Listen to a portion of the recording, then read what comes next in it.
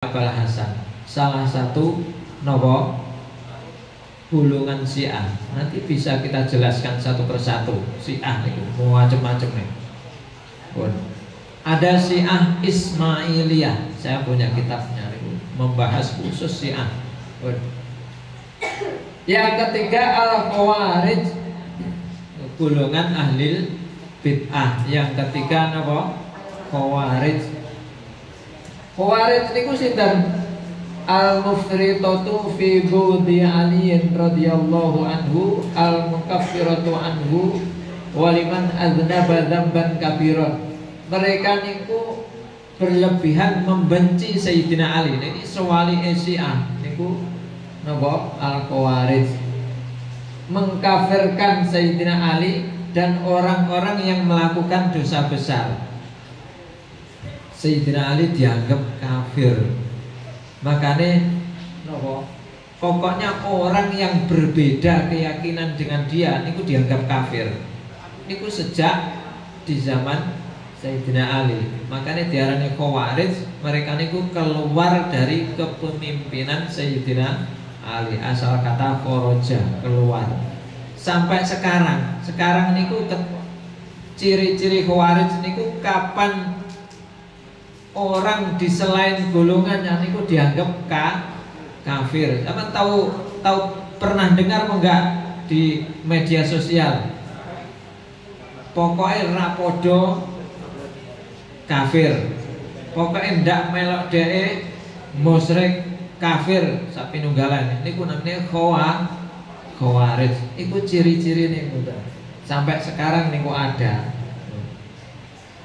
Wahum isruna firqatan. Nah ini pun terbagi menjadi 20 gulungan.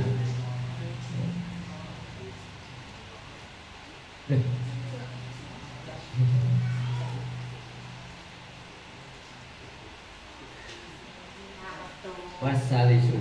Oh ya, ketiga tok. Pun saat ini terusnya mawon aswaja mawon. Terusnya besok yang keempat. Kon sana. Yang dia nopo bocah sunah 12.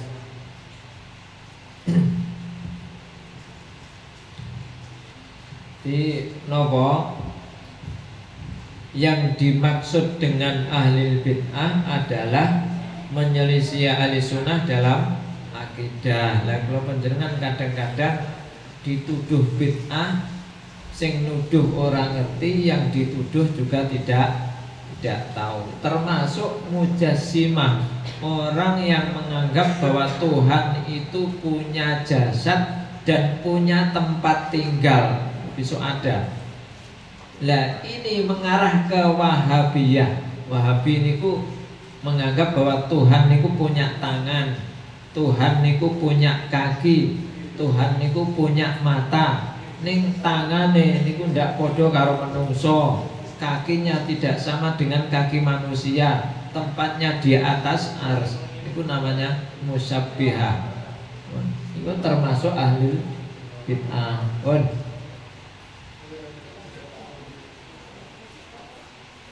Terus 12.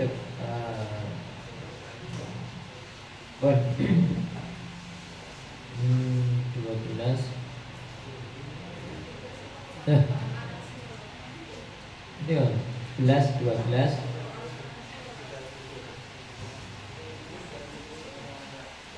Oh, oke. Nasib. Dah, iki kaya wis iki. Ngandape. Niki. Ziyadatun minal fakir, niki tambahan dari Kiai Musonep. Iki kitabe ahli sunnah, hujjatu ahli sunnah. Wa fi wasiyatil Mustafa, di dalam wasiatnya Rasul kepada Sayyidina Ali niki begini, tasaddaq ala mautaka, bersedekahlah untuk orang-orang matimu.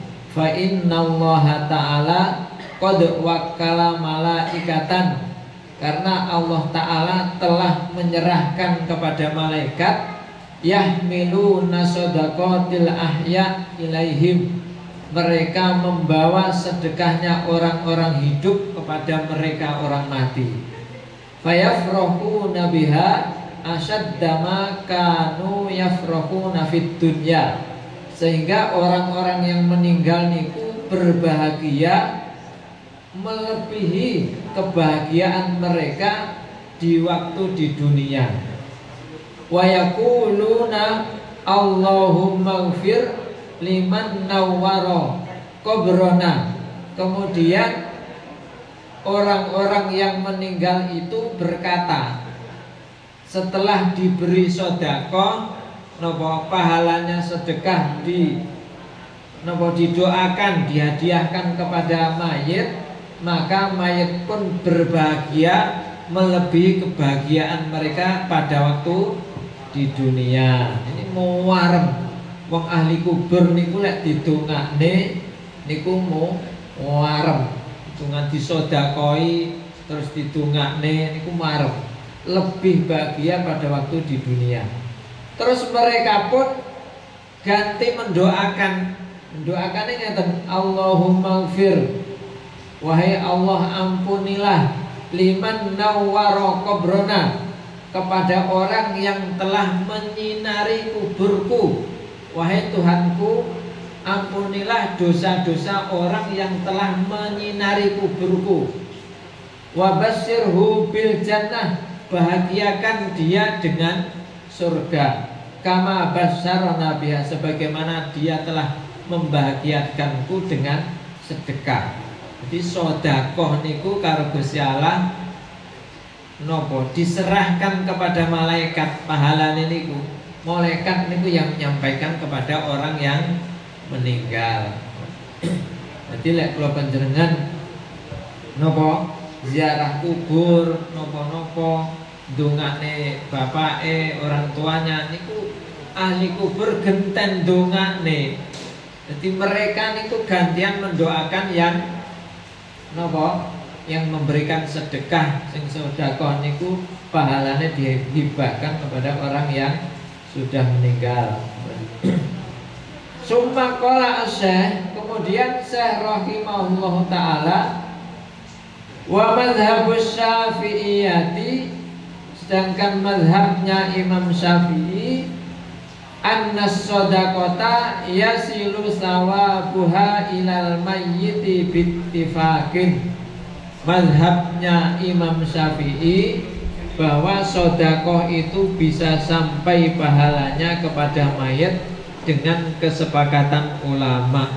Jadi nopo, menurut madhab Imam Syafi'i, sedekah niku pahalanya bisa sampai kepada mayat tanpa ada perbedaan.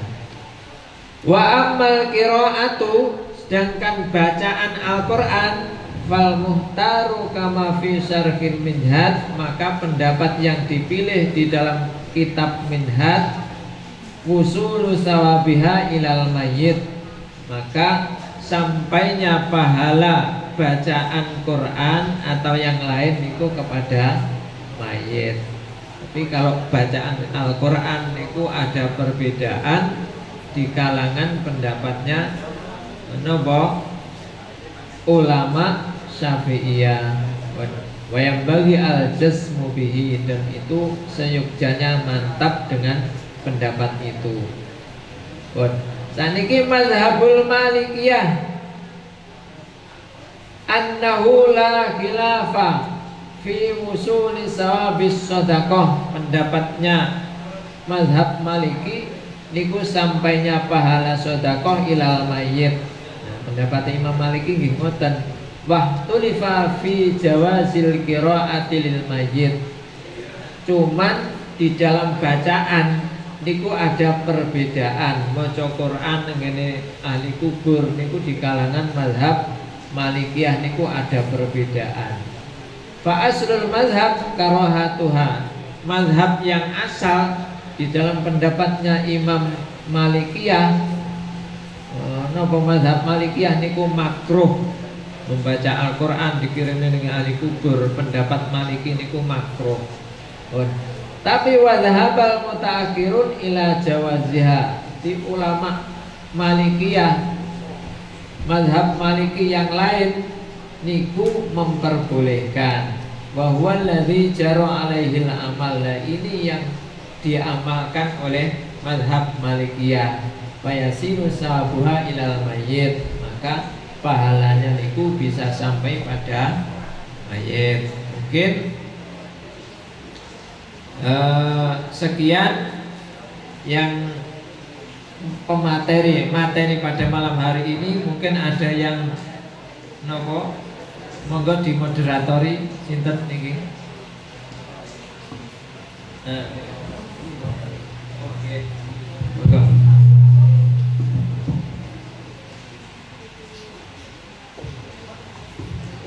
Niku wau materi yang disampaikan yang dalam menika menawi rencang-rencang sahabat-sahabati wonten ingkang ditanyakan. Yang pertama terkait materi yang disampaikan rumiyin. Monggo dibuka dua pertanyaan. Monggo.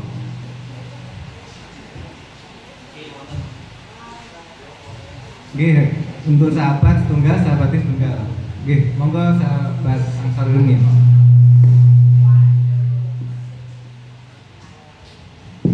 Assalamualaikum warahmatullahi wabarakatuh. Kula Irfan dari Kalamayan ajeng tanglet perihal saking wasiatul Mustafa mau terkait mendoakan ahli kubur. Kan ahli kubur balik mendoakan Allahumma ighfir lahu wa basyirhu bil jannah. Niku pertanyaan kula, doa dari ahli kubur itu apa masih bisa berpengaruh bagi orang yang masih hidup di dunia? Ngoten mawon. Bisa, Assalamualaikum warahmatullahi wabarakatuh. Waalaikumsalam. Nggih, matur nuwun. Pertanyaan kedua monggo.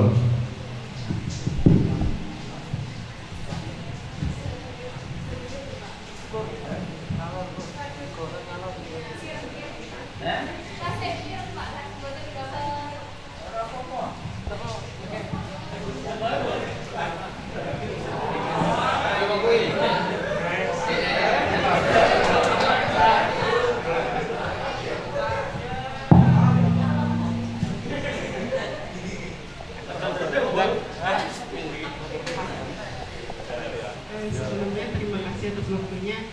Saya mau bertanya terkait ini Pak, tentang sedekah untuk ahli kubur kayak gitu. Kan berhubung orang NU itu kebanyakan tinggalnya di pedesaan gitu. Nah, apabila ada nih orang NU yang merantau di kota, sedangkan budaya di desa dan di kota itu sangat berbeda gitu Pak. Jadi nggak mungkin kan kalau kita di kota melakukan kenduri itu nggak ada di kota. Nah, bisa nggak sih Pak kita bersedekah melalui gimana ya, kayak menghibahkan uang ataupun memberikan uang kepada siapapun tapi ditujukan untuk ahli kubur seperti itu. Terima kasih Pak.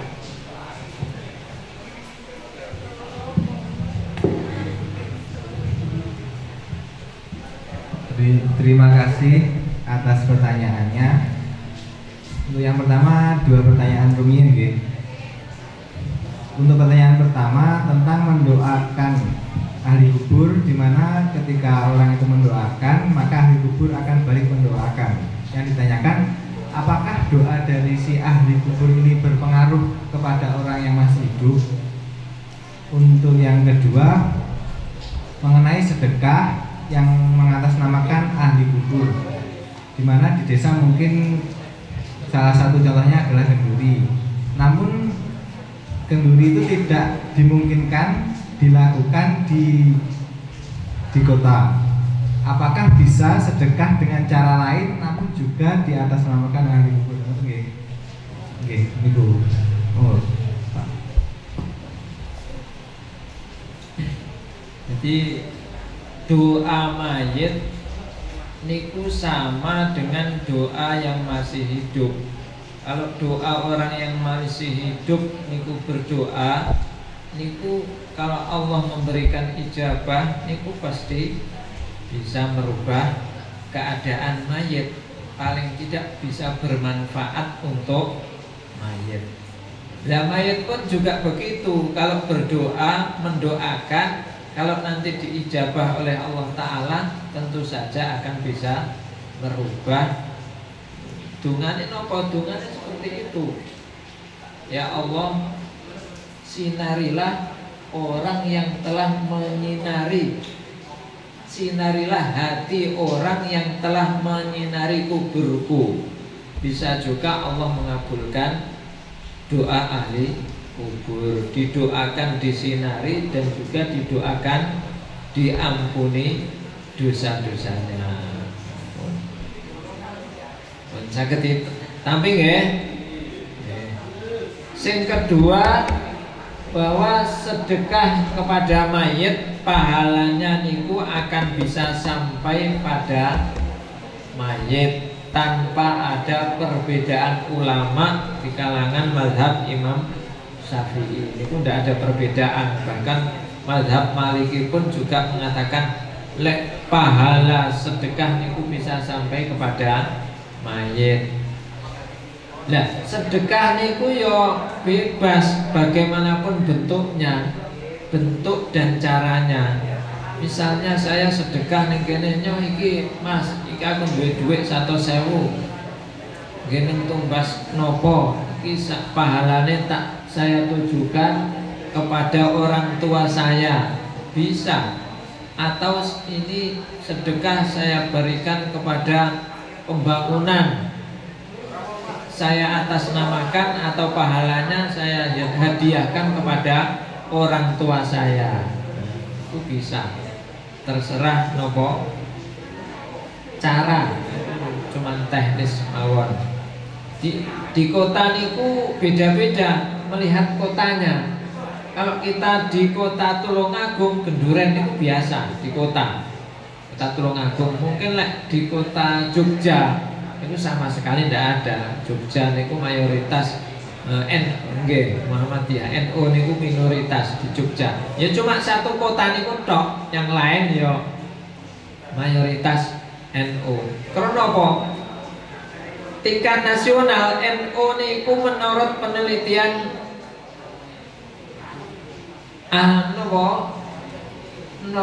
warga NU niku menurut penelitian NU pusat tahun 2000 pada waktu PKPNU di Kolomayan 3 tahun yang lalu niku 45%.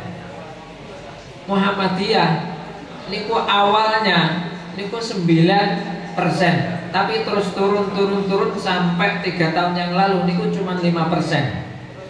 Ada yang mengatakan 3%. Mayoritas niku di Jawa Tengah, di Jogja. Krono lahir Muhammadiyah Romaye Ahmad Dahlan niku di Jogja. Selain niku ya mayoritas NU. Jenengan lunga ning ndi ra usah kecil hati. Bolone pirang-pirang. NU itu mayoritas, nggih. Sampun nggih? Nyalain.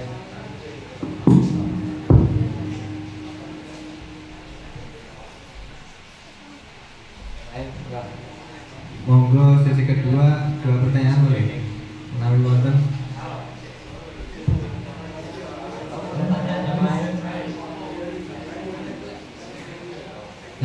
Assalamualaikum warahmatullahi wabarakatuh. Masih terkait untuk ziarah kubur.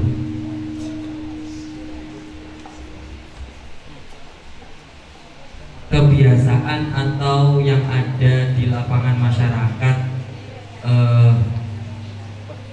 kita niku ketika kita ziarah kubur kebanyakan itu kan membawa yaitu bunga mawar, bunga malih ngoten niku.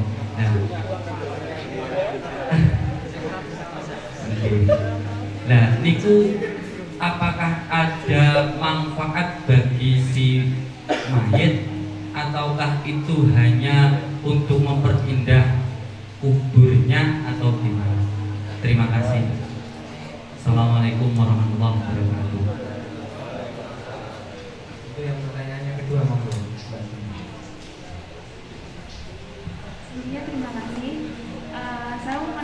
di luar dari sebelumnya saya pernah mendengar berita bahwasanya mendengar berita bahwasanya warga NU itu pernah sholat di tempat bukan NU sendiri atau biasa disebut LDI. Mohon maaf sebelumnya. Nah, setelah sholat